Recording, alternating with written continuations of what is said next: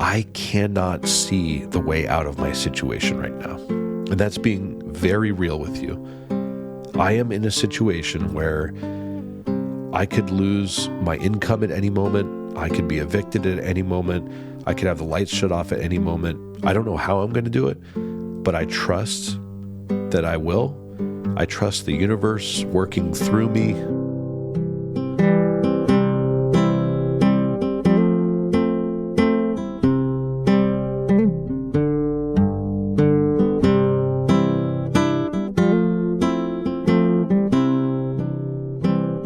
Hello, everyone. Welcome back to the Standing Nowhere podcast, final episode recording of 2025.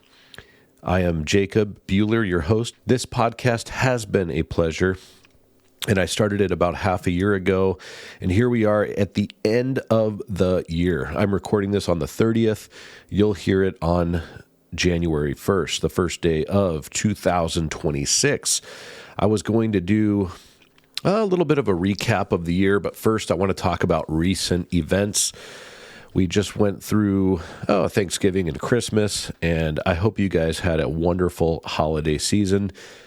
It is one of my favorite times of the year, also one of the more stressful times of the year, but it feels like life is kind of woven together and more prominent at the end of the year, doesn't it? With greater joy comes this greater stress. For some, it's just too much. For me included, especially the gift-giving part, seeing as how I am financially challenged at the moment. But it was a refreshing break for myself and the family, especially the wife. She got to hang out with her family, who all lives in Las Vegas right now. It's really tough for her to be away from family. Family is very important to her and her family because they are Mexican, and Mexicans love family. As opposed to Americans, we despise one another, can't wait to get away from one another. We can't wait to stuff our parents into a retirement home so we can be rid of them and maybe visit them on occasion so that we don't feel guilty about ourselves. Anyways, this has been a fun year. The break to Vegas was great. My favorite part about our trip to Vegas this year was spending time with my son. He was able to come over on Christmas Eve to my sister-in-law's house where we all stayed for the holiday, and it was great. We had a great conversation. We basically just talked to each other for almost 2-3 hours straight. And I was just listening and listening and listening, and it just felt so good. Like somebody in the desert who was dying of thirst, and they just got this big jug of ice water, endless jug. It was just so great. And it was bittersweet because I miss my son so much. Anyone who listens to this podcast, you pretty much know me by now, and you know a lot about my life because I've exposed and I've talked about a lot of my life. One of the things I try to do on this podcast is, tie together the spiritual traditions with real life lived experience, not abstract stuff. So I talk about my life a lot. And one of the hardest things that I currently am going through is being away from my son. So being able to spend time with him on this trip was amazing. And a lot of that is because we were stepping away from the grind. The joy of being with family is just incredible. Just being in their presence, hearing their voices, sharing laughs with one another. There was party favors, so we had social lubricants each evening, which was a lot of fun. My wife's family, they know how to party when they get together, and it's a great experience. Her sister-in-law, was trying to show me how to dance, do the cumbia Mexican dance. I'm learning how to, I'm a white man, and so I'm not able to dance very well. I'm not a very good dancer. Even when I have a few drinks in me, it looks like a horrible mess, like a car accident. But it's great because it's good practice for my ego. When I'm on the dance floor, I'm trying to just be with what I'm doing, but I find my ego is trying to control my limbs too much to perform a certain way or to mimic others. And it's interesting, my sister-in-law, she was basically like, you're thinking too much. You're trying to control it too much. You got to just be with it. I'm like, man, that's all I try to do on this podcast is talk about letting go and being with the moment. And here I am, this mechanical robot trying to do the cumbia dance. It was pretty funny. But overall, Vegas was just a great time. And the real highlight for me, aside from spending time with everyone, was really just being able to be with my son and connect with him. And we both loved it. And, my fingers are crossed that someday he'll move back here to Gilbert and we'll all live happily ever after together forever. And he'll never move out again. But we'll see how that goes. But there was a lot accomplished this year. Just reflecting back, I turned 42 back in June, and that was a pretty big milestone for me. I'm not young anymore, and it's even more important as you age to be present because you get caught up in your mind and you lose novelty, that raw ability to be impressed and awed at the present moment. I start to think back to my teenage years or even when I was a child and how new and fresh everything felt in the world and exciting. But at 42, it's real easy to let novelty slip away from you. So it was interesting turning 42. The biggest thing for my birthday when I turned 42 was the fact that I was 1 year closer to death, and it really kicked me in the proverbial balls because I had been wanting to start a podcast for years.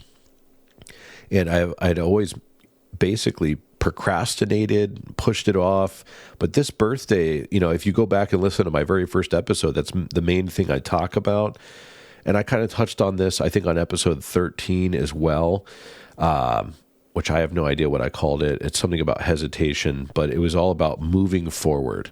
And when I turned 42, it was like this realization hit, hey, you're not going to be here forever. You better shit or get off the pot because one day you're going to die. So that's when I hit record on my birthday, and it was the best birthday. And, starting this podcast and maintaining weekly content has been a discipline of really showing up, and creative expression is a form of healing that I don't want to say I never knew existed, but I had genuinely completely forgot what creativity and creative expression can mean to somebody, how it is a form of healing. Out of this entire year, the most successful thing I did, in my opinion, is starting this podcast. It has felt great.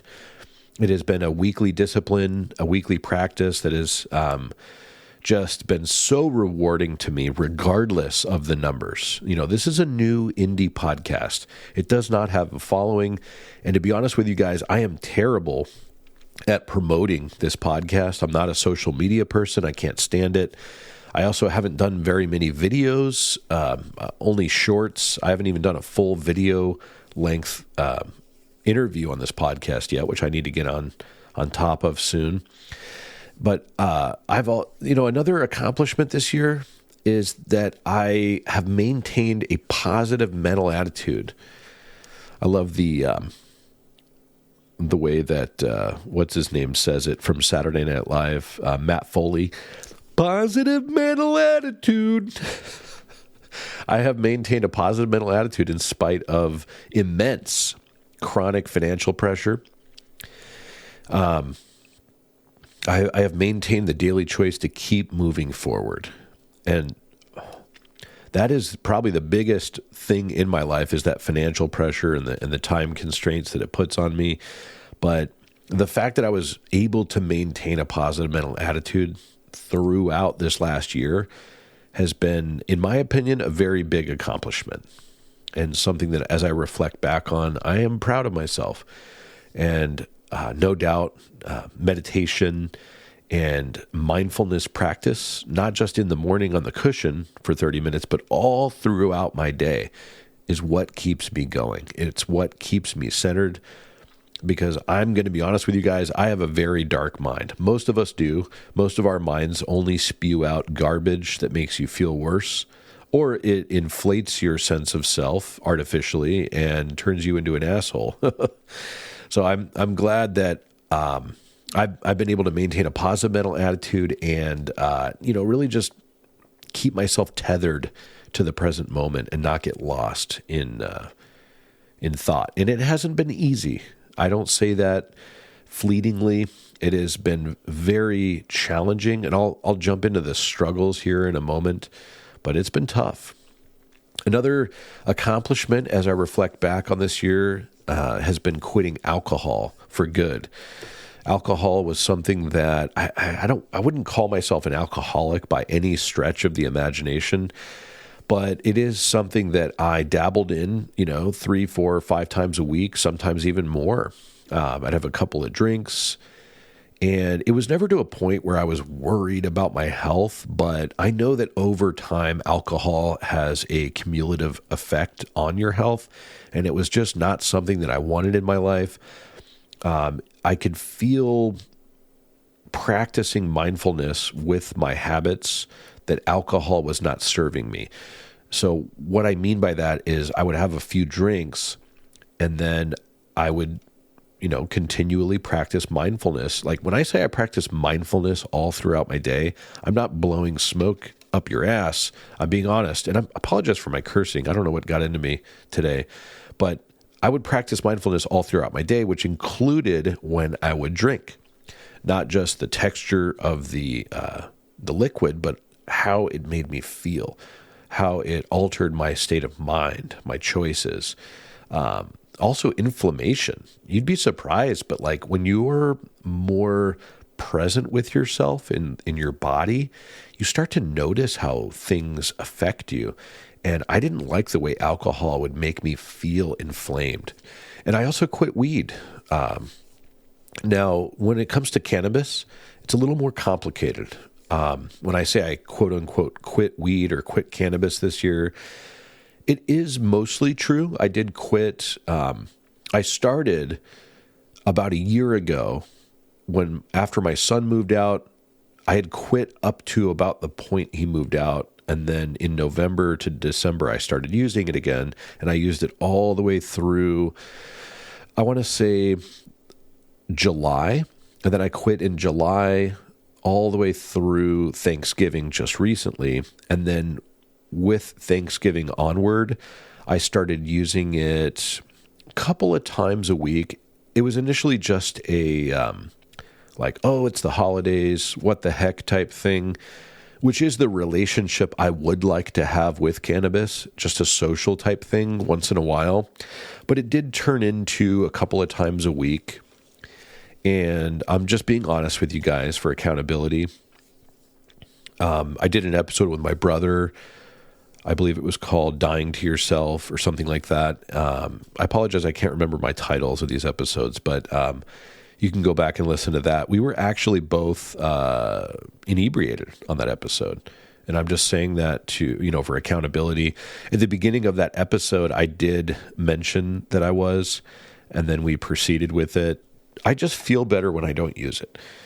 I'm more stable. My mood is stable. Life, all of the burdens of life, they just feel so much heavier when I am using cannabis. I'm less inclined to go out and socialize. I'm less inclined to take action on, maybe like a checklist that I need to get done for the day or for the week or whatever. And the biggest thing for me, though, is just the anxiety, the enhancing of the dark cloud feeling over my head that all is lost. It can get pretty dark. And going into next year, I do plan on keeping it as a side type thing. Another accomplishment this year is that I was able to make 2 trips to visit family in Vegas. that was my goal for this year, and I knocked it out of the park. 2 trips. Yay. It's only a 5-hour drive to Vegas. So I figured, setting a goal of 2 trips is pretty reasonable and I think necessary for our mental health, because you need to be with your family at least twice a year. And we were able to do that, and it was great. It was very nourishing. My wife, I think she was able to actually make 3 trips out. One of them I was not able to go because we just needed the money and I had to stay home and work. But 2 trips, I'm proud of that. And hopefully it can be 3 next year. That'll be the goal. Now, looking back on the year, there were some struggles, and I want to name what was hard. The biggest challenge that I have and have had for the last few years is time. I obviously work an inhumane amount of hours. When you up that to 50, 55, 60 hours a week, like I experience on a consistent basis, it puts a lot of shackles on you in your life. And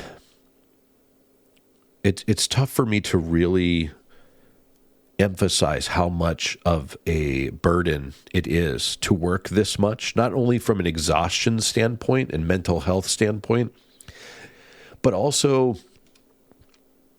outside of it, again, not being able to play. For me, when I do take time off, like this last trip, I mentioned earlier, it was bittersweet because I got to visit with family and take time off, and it felt so amazing. But the bitter part of it was knowing that I have to go back to my sort of work nightmare that I'm still stuck in right now. And as the sole breadwinner for the family, it's rough because I'm spinning a lot of plates and I can't let any plate hit the floor at this point. So yeah, it's rough. I don't have a lot of free time to just have fun and let my brain be silly. I don't have a lot of free time for creative efforts on the podcast, doing interviews.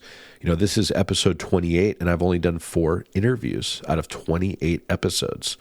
So I've had to come up with solo content for a lot of it, which is fun, but the real point of this podcast was to connect with other people so that they could share their stories.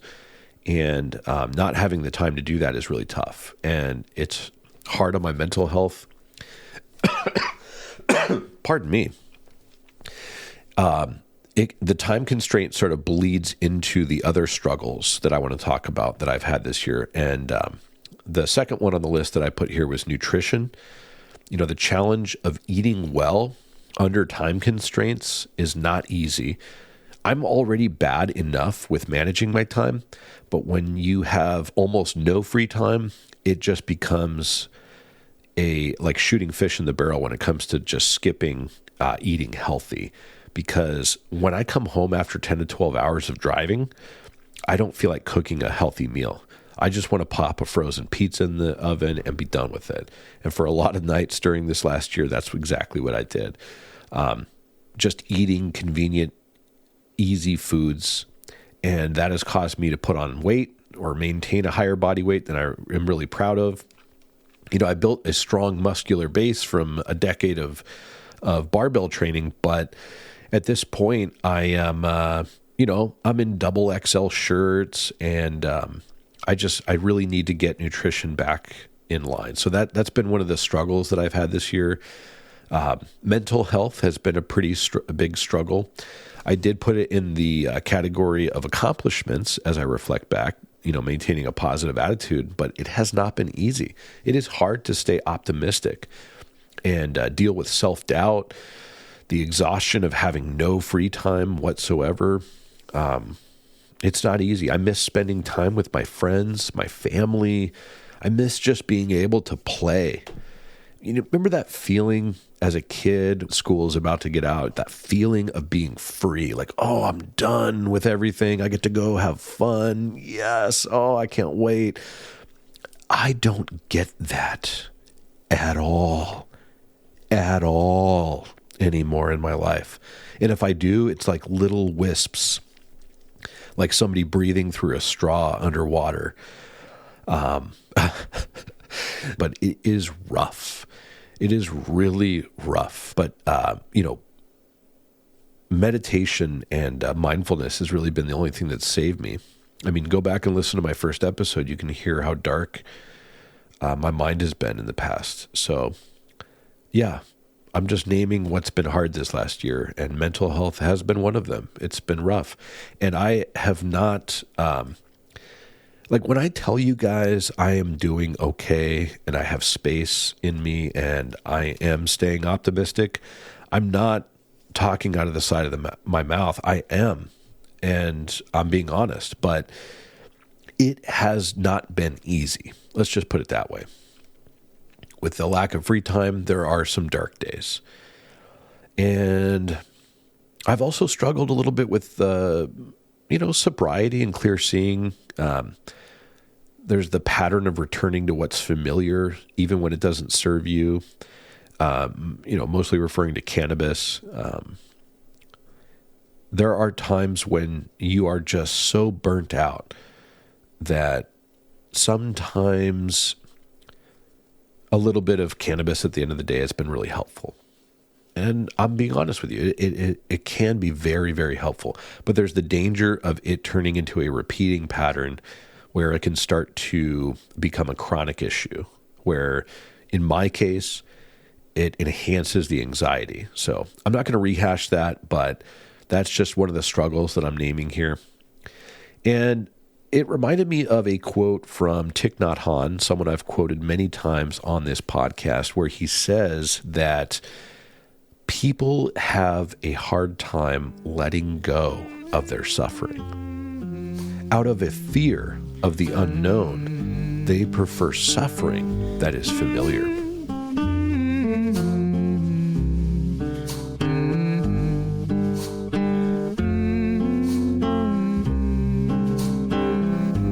And I definitely fit that bill on a lot of occasions.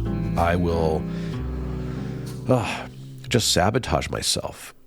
Like, I'll start my nutrition program or my training program, and then I'll say to myself, you're not going to be able to do this. Why don't you just let it go for now, go back to what's familiar, wait till you feel better, and that repeats and repeats and repeats. And then years go by and I'm still wearing double XL. So, take your pick of a vice and put it in there. I'm guilty of it, but I'm making bits of progress, slow bits of progress. And that's what matters. Little bits of progress, baby steps. This reminded me of another quote from Lao Tzu in the Tao Te Ching, where he says, "Whoever relies on the Tao in governing men doesn't try to force issues or defeat enemies by force of arms. For every force, there is a counterforce. Violence, even well-intentioned, always rebounds upon itself. The master does his work and then stops. He understands that the universe is forever out of control, and that trying to dominate events goes against the current of the Tao. Because he believes in himself, he doesn't try to convince others. Because he is content with himself, he doesn't need others' approval. And because he accepts himself, the whole world accepts him." I wanted to read that quote because it really hits where I am right now with this podcast and with trying to find work and just get out of my situation. There's a lot that needs to be done, but I acknowledge that the universe is forever out of control, and I can't dominate events that go against the current of the Tao. In other words, what is going to happen is going to happen. Only what can happen does happen. So I'm going to keep showing up. I'm going to keep putting everything I can into making quality episodes, doing quality interviews with people that will inspire people to help us all keep on keeping on. And I'm going to stick to it. And when it comes to resolutions, because this is New Year's Day that this episode airs, I wanted to talk about what the word resolution actually means. See, the etymology of the word comes from the Latin verb resolvere, which means to loosen or unbind, to untie or to release. It's formed from when we say resolution, the re or re is back again, and then solvere is to loosen, free, or dissolve. So at its root, a resolution is not about tightening discipline, it's about loosening what is bound. And there is a quote from Meister Eckhart where he says, the soul grows by subtraction, not addition. And this reminded me, there was another part in Lao Tzu's Tao Te Ching where he says, in the pursuit of knowledge, every day something is added, but in the pursuit of Tao, every day something is dropped. So I'm going to approach New Year's resolutions for 2026 with the things that I am going to loosen or dissolve. And I'm kind of coming at it backwards. The most people think about resolution as determined willpower, going to break through something, but not me. This year, I do have a few things, and I'll read them off. The first thing that I want to try to accomplish is to lock in a healthy, nutritious eating schedule or on a daily basis.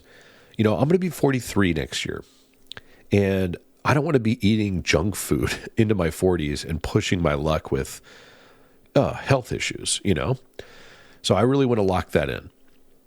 I want to strength train 3 times a week. I'm very familiar with strength training. I've coached people on strength training. I know a lot about strength training. I have no excuse. Yes, my schedule is busy, but I can make this happen. Applying for jobs daily, that is crucial. I want to put more effort into securing guests for the podcast. And I want to learn how to promote the podcast better. Because if I don't do those 2 things, this podcast will never go anywhere. And again, it already is somewhere just by the fact that it exists, and it is a creatively fulfilling project for me.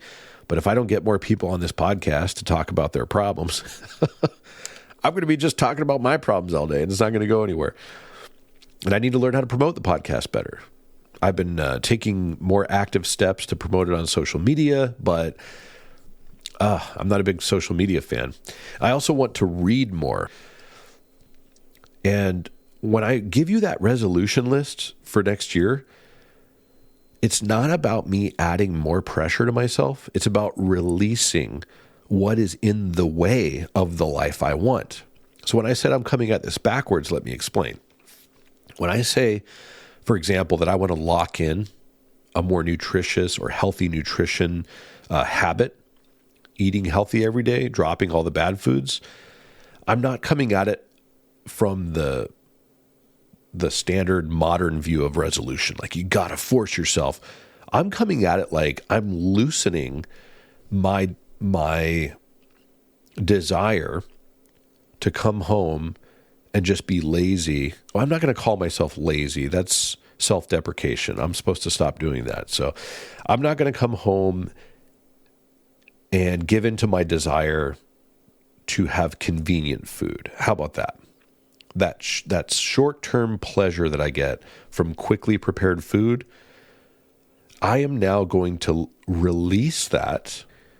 It's not that hard to cook a meal. It'll probably take me 10, 15 minutes on average, but it's worth it because I'll sleep better, I'll feel better, I'll think better, etc. And the same applies for my strength training. In my head, I always tell myself I need to be working that extra 45 minutes or hour. I can't spare even an hour to work out. I've got to keep working. Well, I'm going to loosen that idea and say to myself, you know what? This is an investment in your body, in your mind, in your health, in your longevity, in everything.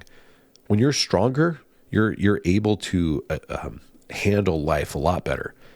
So I'm going to loosen my desire to not work out 3 times a week and just relax and understand that I'm trading that for a much better feeling overall in the long term. I'm going to sacrifice a little bit of energy, strength training to gain a lot of energy long term. And the same goes for applying for jobs and all the other things on my list here. I won't go one by one, but I'm going to loosen my desire not to do the things for the remembrance that I'm doing it for a greater reason, for a greater good that I know will be more beneficial for my life. I'm going to sacrifice a little bit in the short term for the long term. And this is not punitive. This is not forcing myself to do things that I don't want to do. It's remembering the things that I do want and remembering in each moment how to get there. Again, it's not about adding more pressure. It's just about letting go what's in the way. But overall, my real goal, or my big goal, I should say, for next year, is to acknowledge my own sadness and keep moving forward. That sometimes I am going to be down, sometimes I am going to be sad, sometimes it is going to feel like there is a dark cloud over my head, and to be okay with that and keep moving forward, to keep trusting, even when I can't see the path clearly before me, or if I can't see light at the end of the tunnel. I just have to keep trusting, because I am laying myself bare to you guys right now. I cannot see the way out of my situation right now. And that's being very real with you. I am in a situation where I could lose my income at any moment. I could be evicted at any moment. I could have the lights shut off at any moment. Things are very, very challenging. In my 42 years of life, I have never experienced a more challenging time in my life than right now. It's been very hard. And I can't even tell you some of the details. But maybe someday in the future I will, when I'm able to. But there are a lot of things going on in my life. So I could use your love. I could use your support. If you're out there listening and you want to give something back to me, just leave me something encouraging, please. Let me know you're thinking about me, because I could really use it. I have a lot that I need to do to get out of this situation. It's a pretty big hole, and I have to dig my way out of it somehow. And I don't know how I'm going to do it, but I trust that I will. I trust the universe working through me. I trust Christ working through me. I trust in my soul, my Atman. I trust in this present moment. And I just want to end with a little excerpt from Rilke. I've quoted him before in his letters to a young poet. He says, "I want to beg you, as much as I can, dear sir, to be patient toward all that is unsolved in your heart, and to try to love the questions themselves like locked rooms and like books that are written in a very foreign language. Do not now seek the answers, which cannot be given you because you would not be able to live them. And the point is to live everything. Live the questions now. Perhaps you will then gradually, without noticing it, live along some distant day into the answer." I am grateful for everyone who has listened to this podcast this year, and I wish you the absolute best new year. Thank you. Much love and blessings to all.